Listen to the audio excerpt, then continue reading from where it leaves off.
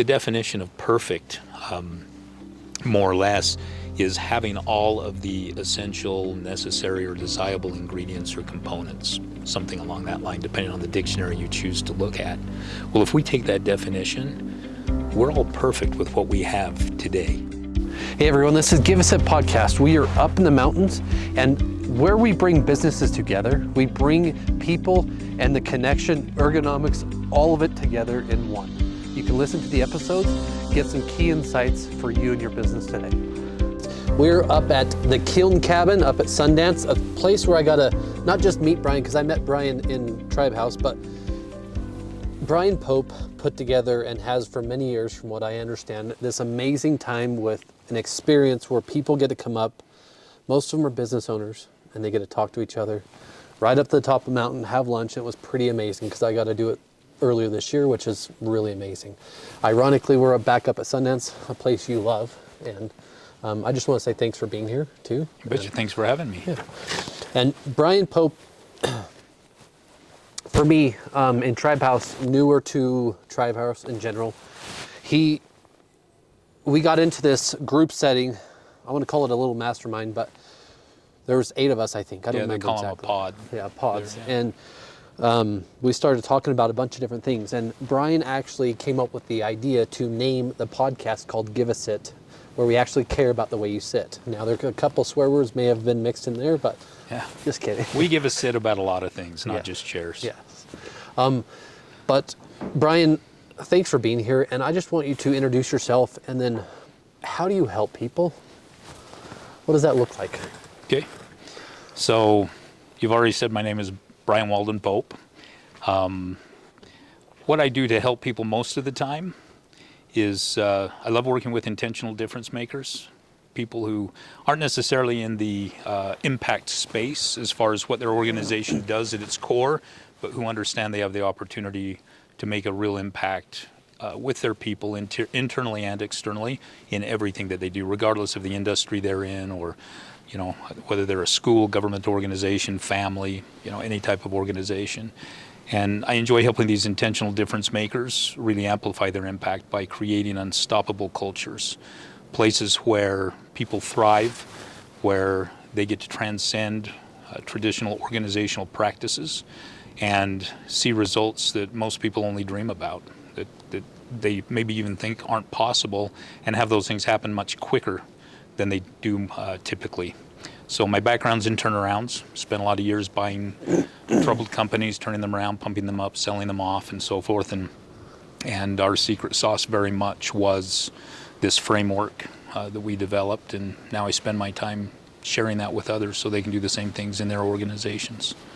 And one of the first times I got to meet you, we sat in a different pod in a different room, and it was more about me than it was about you trying to pitch me on whatever it is, or you were more interested in what I'm trying to do or what we're trying to do as a business. And I really just want to say I appreciate that, because it seems like a lot of times you meet other business owners or other people in a group, whether it's a network setting or not, and they're trying to pitch you. They're trying to sell you something. They're trying to get you to buy into whatever it is. And you're like, I just want to enlighten people. I just want to show you what you could do. Yeah. Right? So. Well, I'm a big believer in modeling. And since that's what we teach people how to do, if we didn't model it, that wouldn't make much sense. So we very much believe in life being about helping others and being outside in, outward facing in our view toward people. So why, well, how many years ago did you start doing these little, I want to call them a retreat. How many years ago did you start it? So the ones here at Sundance specifically, I believe that was 8 years ago. What sparked it? It's interesting because I wouldn't have been able to answer that question, except earlier I was talking to someone else who had asked that same question, and I realized what sparked it was we used to have a home up here, and we had that for many years, and I used to hold retreats up at that for client companies and also for mixed groups, and that got sold. And so I never really cognitively processed it, but what started it was that we didn't have a place to meet up here anymore. So we came up and started using Sundance's facilities and doing the lift rides and hikes and all of that to take the place of what used to happen at a cabin. And part of Give Us It, when we talked, and you helped come up with this creative name for us to brand and use, which is amazing for us, is I wanted to do something, not just I, but our entire company wanted to do something to bring people together with the things that we really like to do, that people either can't do, don't have the time to do, or have never had someone to do them with. So I feel like the connection side of that alone connected us in a different way. Yeah. Why did you start doing retreats? Like, tell me a little bit more about why. You know, getting people outside of their element, I think is necessary to really start to affect real change. It's hard to talk about seeing things differently, doing things differently when you're sitting in the same office that you're in every day, doing the same things you do every day, having the same interruptions that you have every day. And so just getting people off site was a big part of that, for sure. The other thing is I'm a huge believer that all of us have things to learn from each other. And so our events, all of our events, are different from most in that we don't have hardcore, curriculum that we're sharing or anything like that, because we believe that you bring together a group of intelligent people and facilitate that opportunity, and past there, you can just step back and watch the magic happen.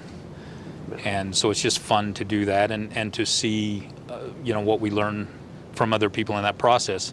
I was at another event earlier today where I had that opportunity, just going and listening to some other people whose work largely overlaps with what I do. And it was fun to look for where those overlaps weren't, where they saw things differently than I saw them. And I walked away with a couple of very beneficial insights. So when we think we have the answers and we can just tell everybody else what to do and we've quit learning, that's a bad place to be. So I think that's just truly selfishly speaking.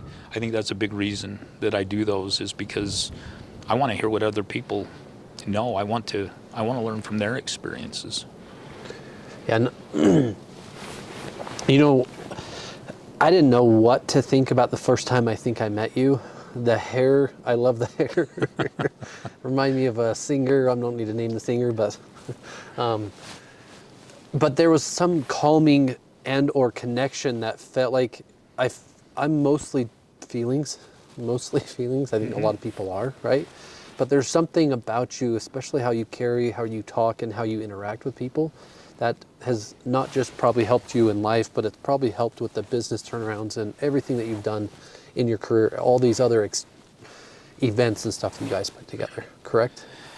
Yeah, so you want me to comment on that? I would love to.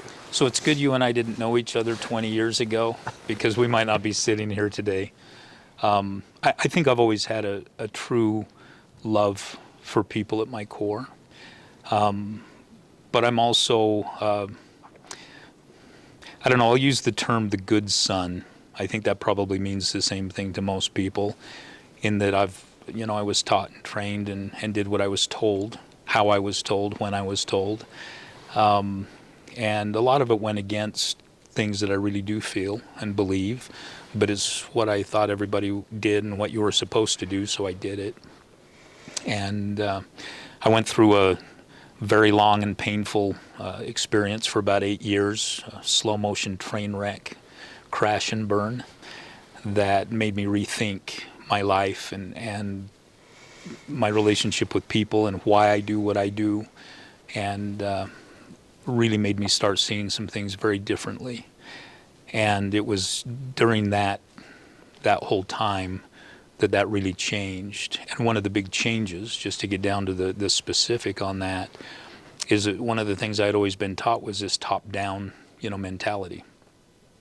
This is what I say, and I'm the president, the boss, the dad, the whatever, and so that's what we're going to do. And I learned that really being outside in, starting out at the very edge of society, community. If we're talking business, it would then go to prospects, clients, employees, and then the principles of the organization. when we really take that view, and we're not just talking about market research or something, we're talking about truly a lifestyle. And we make our mission about helping other people get what they truly want and helping them succeed, not separating. In fact, one of the terms I really dislike is work-life balance. Every time somebody says that, it's like fingernails on a chalkboard to me. I'm not even sure what that means or what people are trying to convey, because life is life. There isn't a separation in those things. And when we really are about helping other people get what they want and succeeding, so much of what we spend so much time and effort and energy pushing and trying to make happen and trying to get other people to buy into just goes away, because we naturally align with the people that we're around. And so we get to the point very much so that we can sense what other people are about, we can see what they need, we can ask a few questions and then align with that, and that's where that connection happens. And it's not manipulative, it's not, the old sales training, where you go in and you say, oh, I see pictures of fish here, you like to fish, I like to fish too. That's not what we're talking about. It's way more meaningful and deeper than that. But when we do that and our own agenda is gone, people feel that. Yeah. People realize that, this isn't a ploy, this isn't a game, this isn't, trying to warm things up so that this person can now spring their agenda on me. It really is about me, and it's going to continue to be about me as I interact with this person, and that's where that connection happens, and it's very learnable. Yeah, and what you said rings true, because I can't tell you how many interactions I've had with you, but it's always, what can I do for you? How can I help you? Like, it's something that I feel is lost. I feel like connection during COVID, we can all say what we want about COVID, it about killed us as an industry, but it separated people. It put people home. It put people in office, half in office. Now you have in office, hybrid, and you have remote. Yeah. And all those things, let alone the culture, has shifted. Mindset's changed. And if there's so many things about COVID that I want to dive into necessarily, but we're going to talk more about how you help people go through periods of time where either self-doubt's there, right? There's a be, do, have. I listen to you say, be, you got to be this thing. And I just want to say I appreciate it, because every day I do something special. I do a daily focus, and I am who I am. I'm not there yet, but I know who I am. And I wish more people took the time to be less self-centered and more outside in focused. So when you talk about the outside in, I understand a deep amount, but I'd love for you to talk to people. What do you really mean about the outside in? Like, whether it's business or even life and or family. Yeah. Well, and I'll say, you said business, life, again. Yeah. It's all the same. It is one thing, yeah. And it is about hitting a point of harmony. I had a client and friend many years ago who shared this illustration with me, and I really liked it. I'm a musician, and he said, you'll appreciate this metaphor. Harmony is about, and I'm a percussionist, I'll throw that in there, and I've played in symphonies, and if you're into symphonies at all, the percussionists really don't get a lot of super exciting parts in the symphony. Much rather play, some rock or something like that on a drum set. But he said, sometimes you've got a solo, sometimes you're playing a supporting role, and sometimes you're counting those 72 measures just so you can hit a triangle and then start counting measures again. But all of that's important to the overall harmony and the experience that audience is having as they listen. And he said, that's how life is. Sometimes you do need to be at work more. Sometimes there is more time and effort and energy spent on different things. But if you look at it as if it's harmonious, if it's working together in the big picture, that's what matters. And you can quit looking at the tactical approach to work-life balance. Anyway, I loved that. I thought that was a really good illustration. Yeah. With that said, one of the notions that most of us have been taught and bought into is this idea that we should first strive to understand others and then help them to understand us. And the first time I heard that many years ago, the people I was with all got very excited about it, and it kind of hit wrong with me. And I didn't know why. And it actually took a number of years before the light bulb turned on one day, and I realized it's that second part. Every point of disconnection between humans happens in the course of someone trying to be understood. And that can be from just a mild, interaction in a conversation, up to pushing an agenda, up to full-blown warfare. So if we can get past that and realize that rather than putting forth, and I don't believe personally that you can put forth a genuine, sincere effort to understand someone else if you know that as soon as, Wes is done making his point, that I'm going to make my counterpoint. Yeah. Because I'm really preparing what I'm going to say while I'm listening to you or not listening to you, perhaps. The only way to really make that happen is to step into other people's worlds and stay there.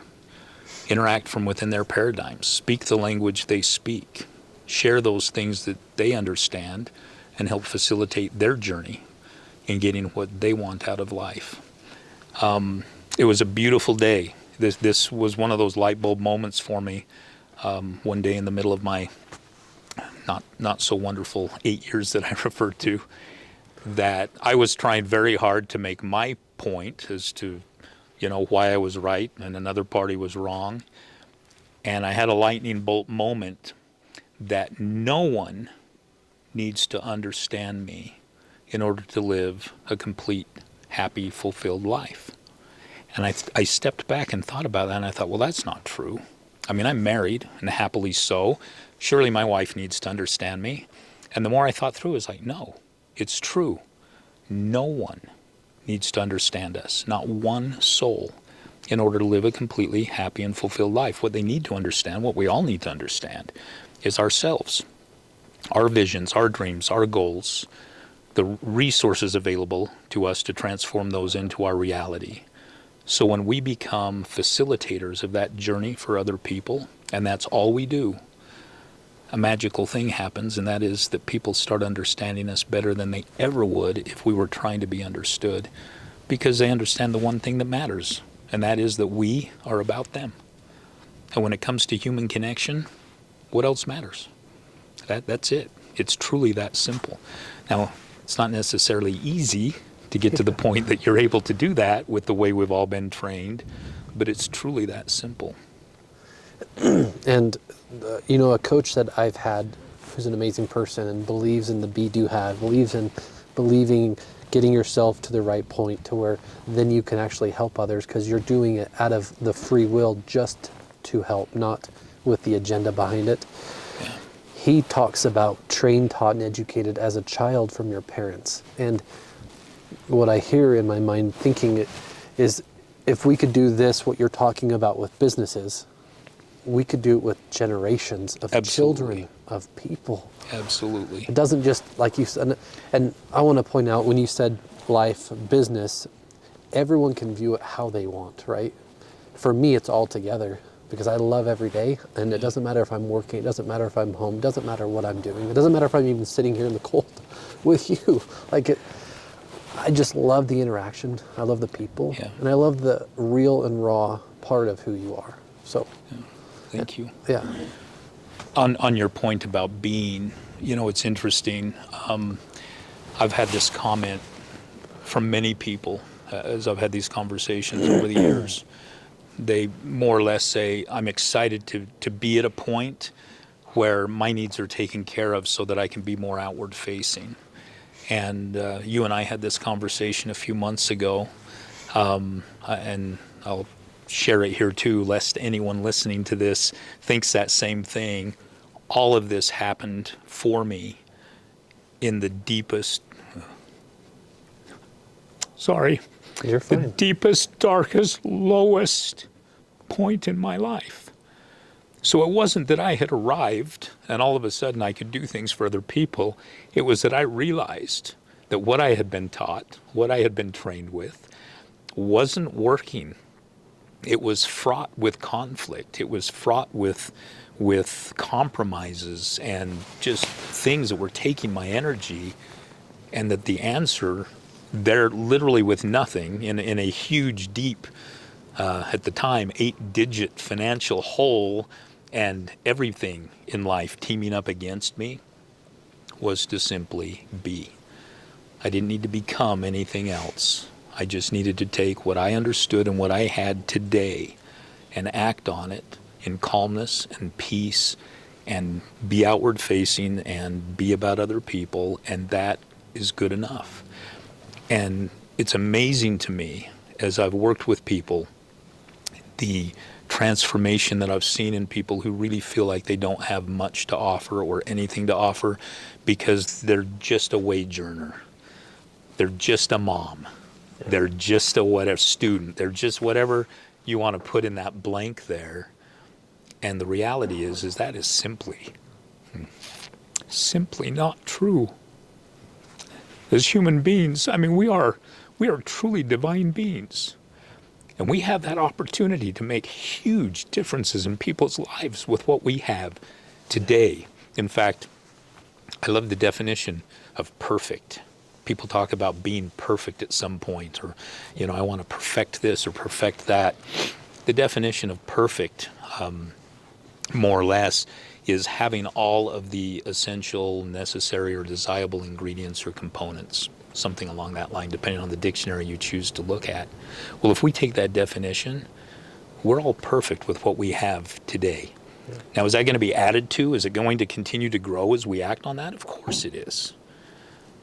But we have that opportunity to be perfect with that today and to do everything we can with it. And it's going to be added to consistently as we do that. We don't even have to worry about it. It just happens. It's a very natural process. So I think that would be my biggest message to people, is stop believing that that opportunity, that success, that whatever it is you're thinking is somewhere down the road, is somewhere down the road. It's not. It's here right now. In fact, it's probably jumping around in front of you saying, hey, here I am. And you're busily doing all these other things, chasing it, when it literally is there just waiting for you to accept it. Yeah, and I had an incident last week where I shouldn't have, but I made it a point to get my point across. And it did not change anything other than made me feel awful. Yeah. And I understand there's certain beliefs I have, there's certain things I go through, just like everyone watching. If you're a business owner today and you can't hear this message, like, stop, breathe, and take a step back and listen. 8 figures you said in debt. Everything else collapsing around you. Yeah. And you're here today. And I asked a question, and I don't know the answer truly, but when was the last time you worked? And what did you tell me? I think the question you actually asked me was, you said, I've wondered this about you from the time I first met you. Do you have to work? Yes. And my answer was, no, I don't have to work. Yeah. But then we went on to talk about the fact that doesn't mean I've got a big pile of money somewhere or anything else. It's a mindset. What is work? Yeah. And what have we tied ourselves to, and so on and so forth. But to answer your question you just asked, when's the last time I worked?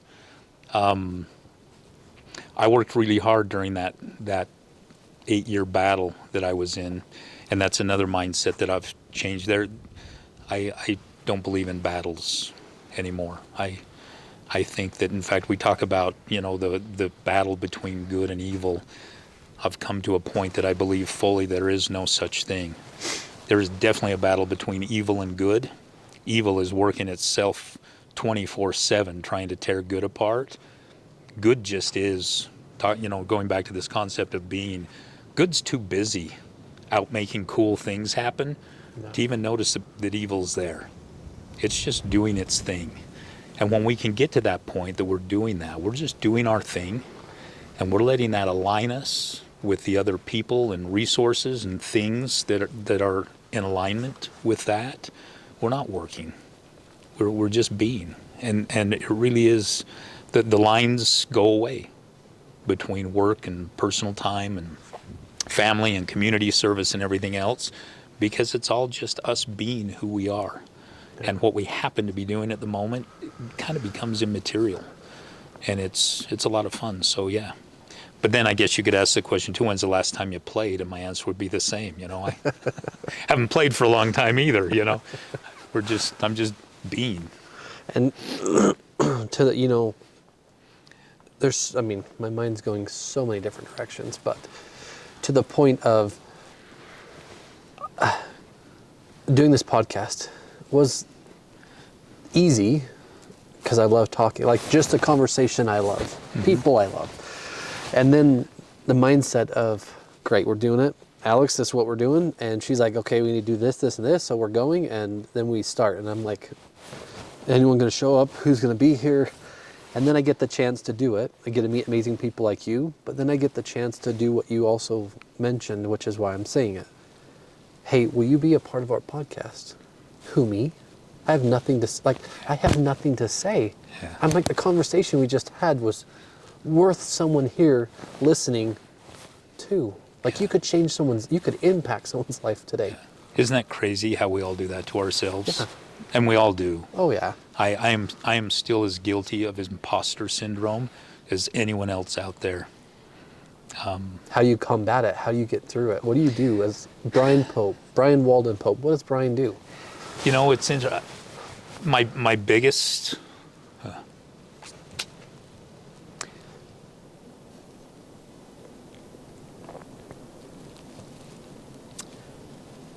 my biggest cheerleader is my wife. Yeah. She stuck with me through the 8 years I referred to earlier, and she's constantly, including yesterday, there's something I haven't pulled the trigger on. It is literally a matter of going online and clicking a button on something to execute something I've been working on for a long time. And yesterday she said, how can I help you to do that? What is it you need that you don't have? I didn't have a good answer for her. And so she just committed me. She said, will you just do that? When are you going to do that? Let's just set a time and time, date, and place. You can just do it. And I want to meet her, by the way. So, yeah, she's awesome. So I think that my answer to that is I've very purposefully, since my crash and burn specifically, been very, very intentional in who I've chosen to surround myself with. People who do believe in me, who believe in what I do. I'm a big believer in value creation. We can talk about that if you want to before we're done. And the people who see value in me and what I do, and I've just trusted them. I'm just willing to listen and to do. And after doing, years, I'm 25 years into doing events and live trainings and that type of thing. And every time I go to schedule one, I have the same thing. You said about the podcast, is anybody going to show up? Is this going to work? We go, we have amazing experiences. And I think, why did I have any doubt? How many years do we have to continue to have these positive outcomes before I just trust in it? And I know that's just part of our human experience. And that is, of all the things that I feel like I've mastered and figured out and do well, that is one that's still there that might always be. I don't know. I don't know if and when that one's going to go away for me. But being aware of that, I've just surrounded myself with people who get me, who have my back, and who will call me up and say, hey, Bryan, I noticed this thing you were going to do isn't done yet. When are we going to see it? One of my coach's favorite words is commit and go. And I love the context you used it in, because if we commit to doing a podcast, whether someone shows up or not, we are going to be that thing. And another thing you said that I just wanted to highlight is, I truly believe my wife is my superpower. Yeah. I truly believe I call her my goddess, not my wife, but my goddess is. And I love the fact you brought that in, because there's got to be things in your world that no matter what happens are there.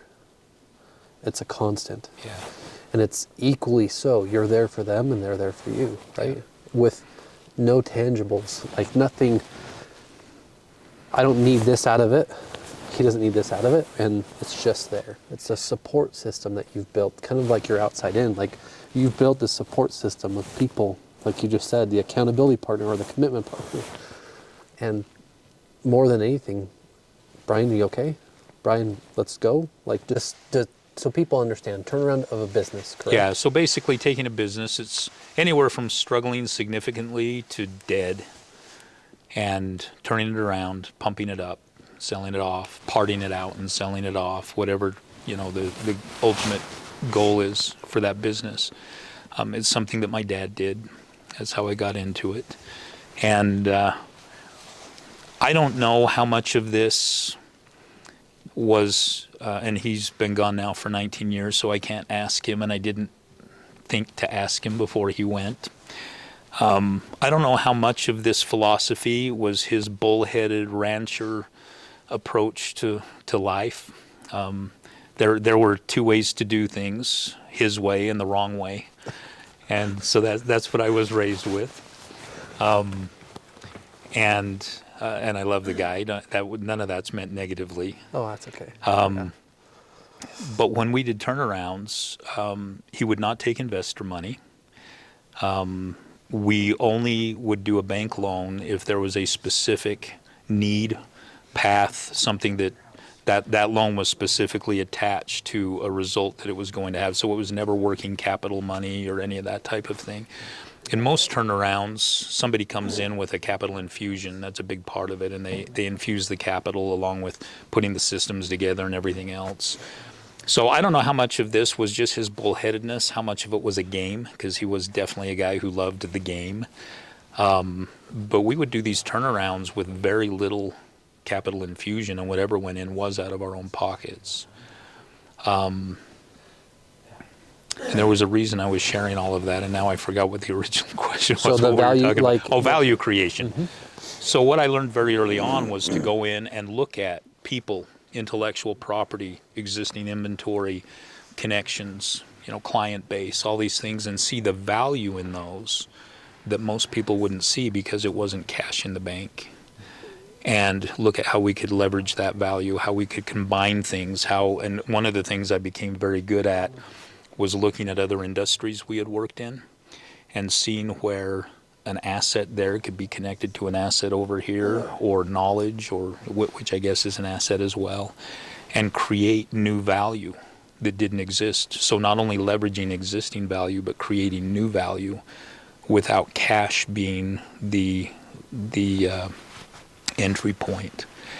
And it developed a mindset that I think has been really beneficial.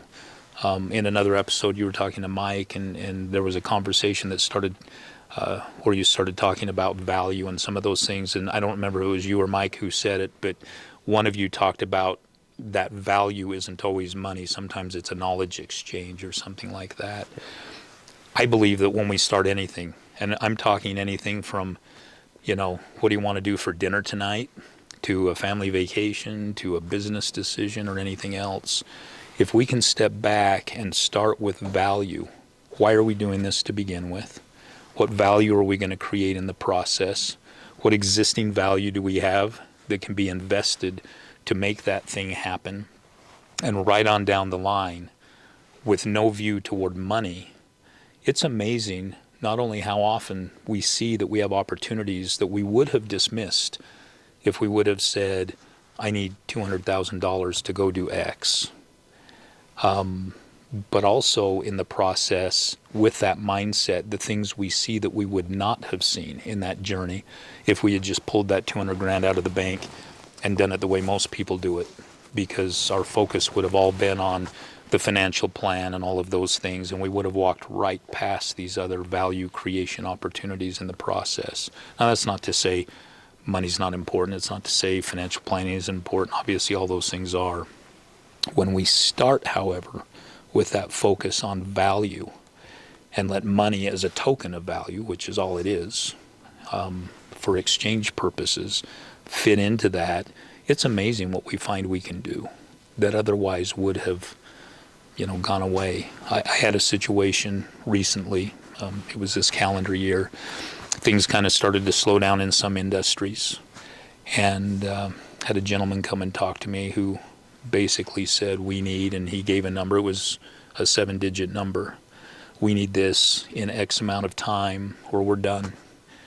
And I said, so why are you coming to me? Tell me what the purpose of this conversation is. And he said, well, I don't think banks will loan the money to us. An investor might if they see the future opportunity our business has, but I'm not sure. So I guess my answer is, will you loan it to us? Will you invest in our business, or do you know someone else who will loan it to us or invest in our business is the bottom line. And I said, if you're willing to sit down and have a conversation and take a completely different look at this picture, I would be happy to do that. And I'm more than happy to help. And he said, I'm desperate, I'll do anything. Which is unfortunate that that's where we need to get sometimes before we're willing to look at things differently.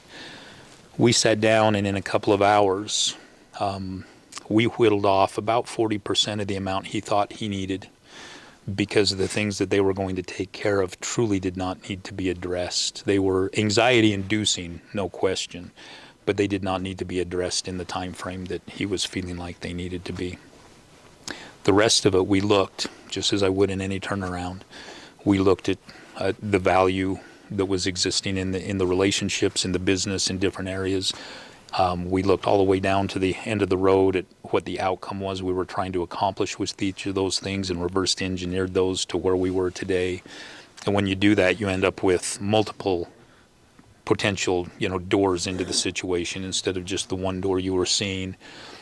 And I think it was only a couple hours. It might have been a few hours. But we had taken that big, ugly 7-digit number, whittled that first 40% off. The remaining was still a 7-digit number.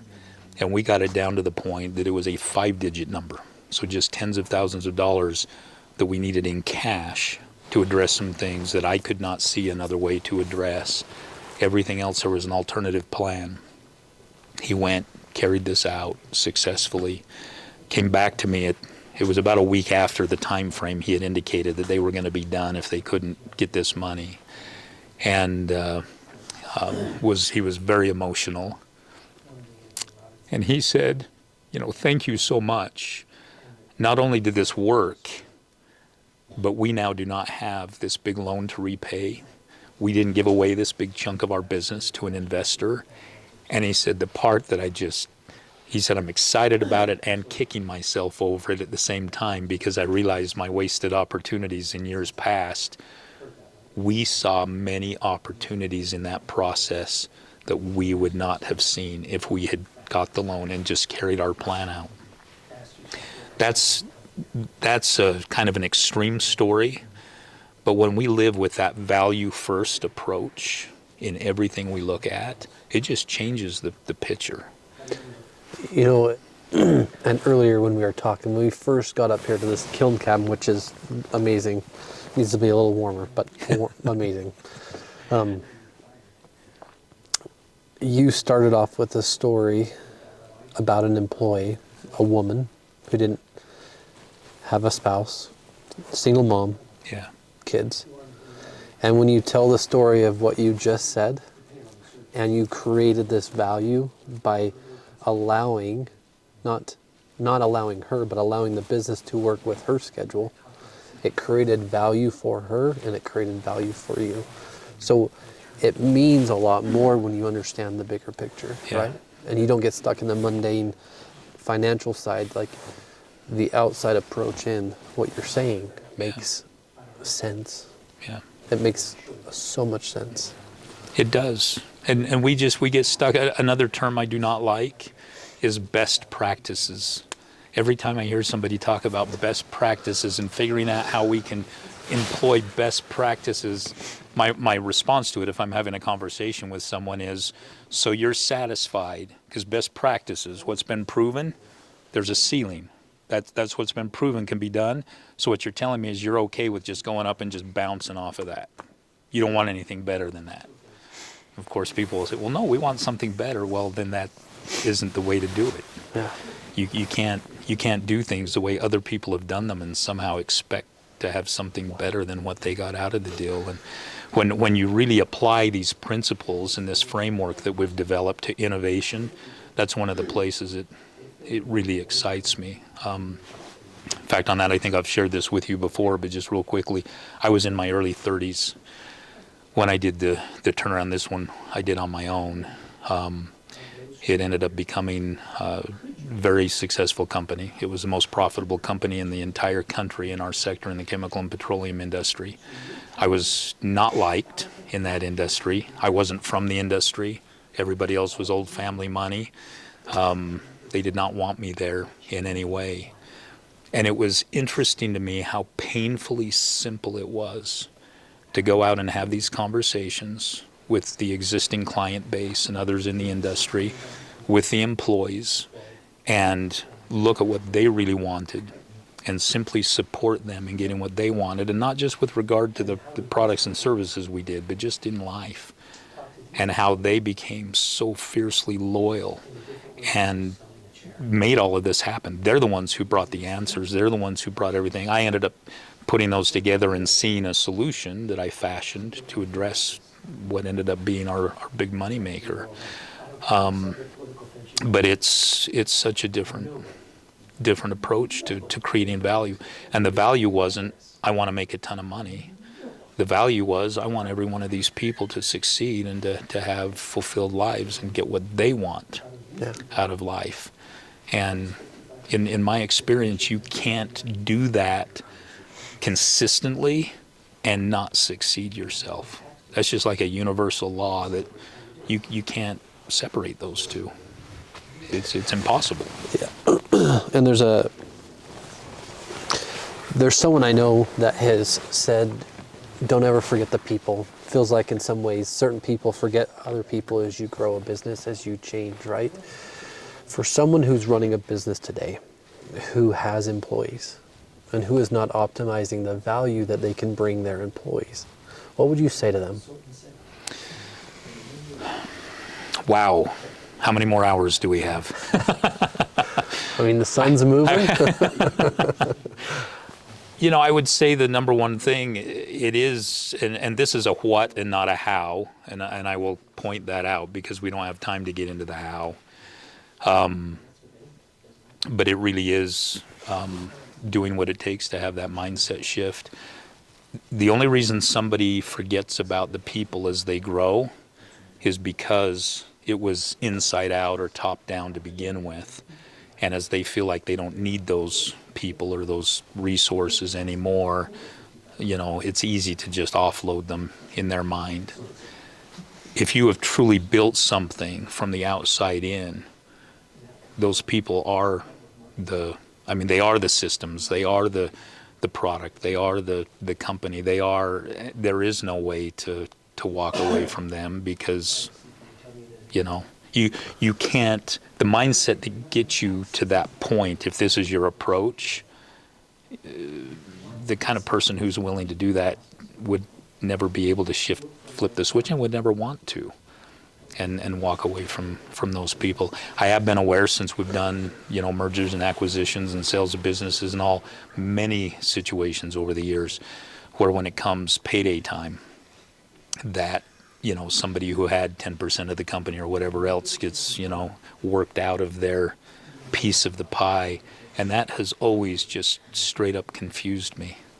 Because my approach on that is, whether you want to believe in God or the universe or whatever you want to call it, what would possess someone to think that everything good that has happened to me with all of these people's help, by being good to them in that moment when, the test is on, the money's there for most people, that's what it is money. But what would possess someone to think that by doing, and I'm going to say I really do not like absolutes like right and wrong, but doing the right thing, doing the thing that is the integrous thing to do with that person, wouldn't leverage into a yet bigger, better, opportunity for you. Yeah. Because that's the way the universe works. And by the same token, If at that moment that's when you get stingy and you try to do everybody out of their piece so you can maximize yours, that's the same person who's going to end up with a piece of that, a little piece of that, or maybe none of that, not too far down the road. Yeah. Because they don't understand value. And so they're going to take that and go squander it, or, something anyway. It's not going to do them any good. I have so many friends, and this is very sad to me, so many friends who have been financially successful and literally lost everything else in their life, including their marriages in many cases. Certainly many have lost their integrity and their happiness and everything, and it's sad to me. So I guess what I would say to those business owners, to go back around and answer the question, is truly, if you're not seeing this outside-in approach and making your priority the success of the people you serve externally and internally, find the way to get that mindset shift, and not just as a bolt-on to what you're doing, but a fundamental core shift in how you live, because otherwise the rest of it is ultimately going to be meaningless. And some people asked, what does your podcast have to do with business or people or ergonomics, right? And we haven't really talked anything about any of that. We've just talked about, like you said, life in general, and value, and people. And while chairs matter, ergonomics matter, overall wellness, value of the person themselves is what matter. Absolutely. And I believe we align in a lot of ways. I still look up to you, and whether you work or not, like, silly thing to say, right? But if you enjoy your life and you live it the same way, you play and you work at the same time, it's one and the same. Yeah. And I believe people need to live their life. They need to be who they need to be every day and not change. I mean, if you change, great, change for the better, or Right. help someone change for the better. Absolutely. So I want to say I appreciate it. If there's anything specific, someone's, like you said, if someone's going through something and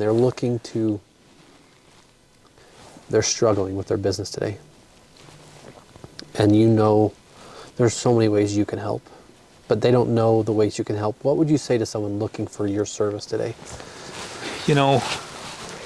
I think I'll liken it to that circle we've all seen that has the little slice that says what I know, and the little bigger slice that says what I know, I don't know, and then the huge piece that says what I don't know, I don't know. I actually used to believe that over the course of time, those two smaller pieces got bigger. But I think as time goes on, I've actually learned, for me at least, it's the opposite, because I realized that the part I don't know is so much bigger than I thought it was. And so those others probably shrink compared to what I thought they were in the whole of truth. But yeah, if somebody was looking and saying, is this guy a culture guy? Is he a communication guy? Is he a marketing guy? Is he a, business leadership guy? What is he? My answer to that would be, let's talk.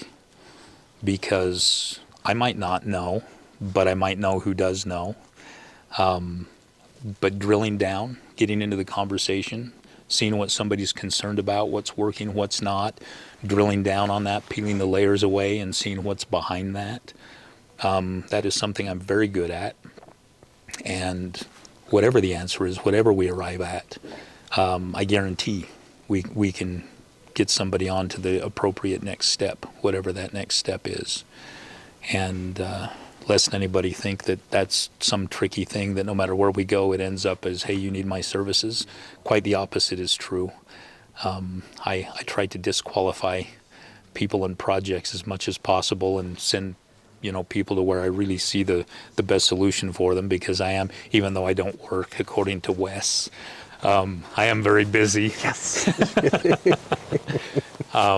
So yeah, it may or may not be doing something with me, but that is something that I'm good at. And I've found over the years that a lot of people, they'll come and say, in fact, I'll just share a really common one.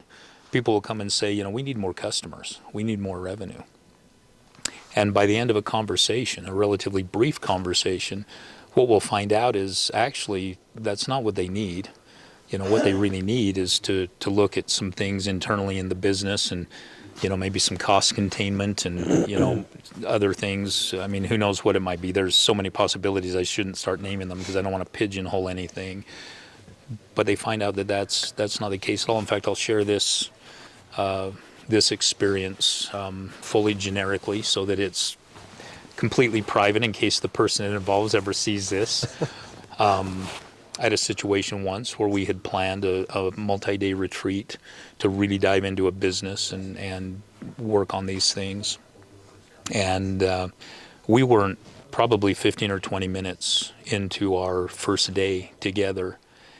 And I said to this person, well, it was a guy, that'll come out in the course of my sharing this. So I said to this gentleman, I said, I have 2 questions for you, and I want completely honest answers to them, just straight up, no beating around the bush, and then we'll talk about what that means for what we're doing here.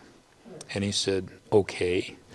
And I said, number 1, how long have you been having an affair? And number 2, does your wife know about it? And he looked big-eyed at me and he said, why would you say that? And I said, that's not an answer to my question, and you promised me answers. Yeah. How long? And he told me. And does your wife know about it? And he said, no. And he said, how did you know? And I said, you told me. And he said, I did not tell you. And I said, you did not say, hey, Bryan, I'm having an affair. But I said, in the things you've said and what we went back to, I asked the questions a few different ways, and the things that you said led me, I said, I'll even tell you who it is. And he said, really? And I told him who it was, and he said, are you like a mentalist? No. There is, and it all does come down to the art of human connection, this framework that I talked about. There are opportunities to help people see the things in themselves that they haven't seen, that they don't know are even there, and truly change their lives and their businesses with them. And so that would be my message. And by the way, if you're having an affair, don't come talk to me. It'll come out.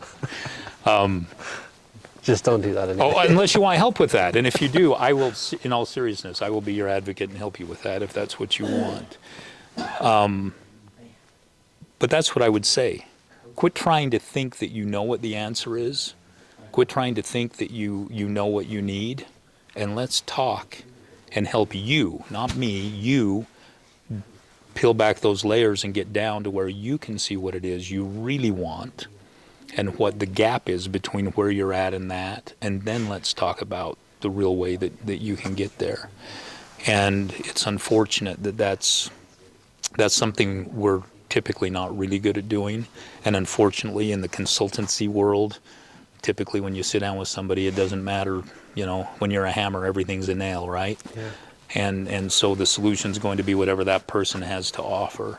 And I think that's probably my real strong suit and gift there is that's not what I do. My angle is very much to help people get first of all, become clear on what it is they really want, and then see what that true gap is and what's going to address that most effectively. So don't try to decide whether we should talk or not. Just ask yourself, do I feel like there's something that I'm missing or that could be different? And if the answer to that is yes, let's talk. Yeah. And oftentimes the answer, it's yes. But, I don't say that jokingly, I say it honestly, but outside of instrument, what's a fun fact people don't know about Bryan? What's something that people don't know?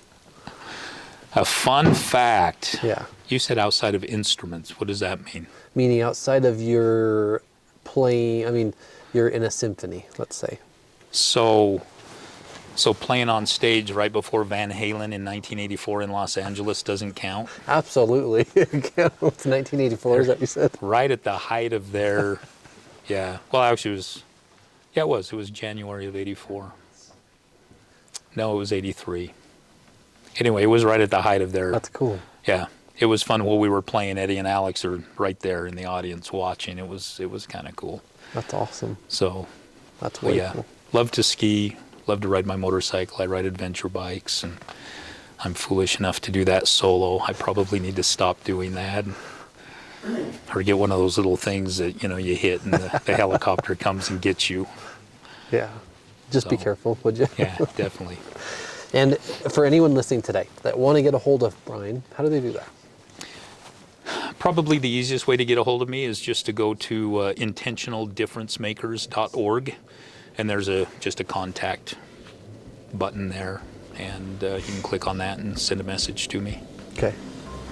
And I just want to say thanks. Thanks for everything. Thanks for all the conversations. Thanks for Give Us It. Thanks for all of it, because it really means a lot to me.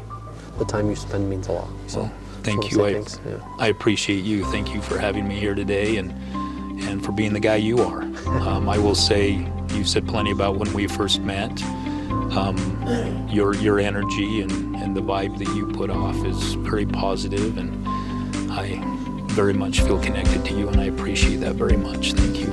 Yeah.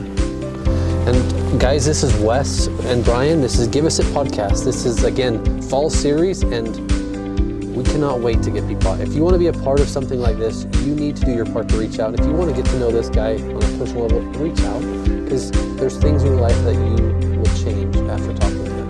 So this is Wes. Have a great day.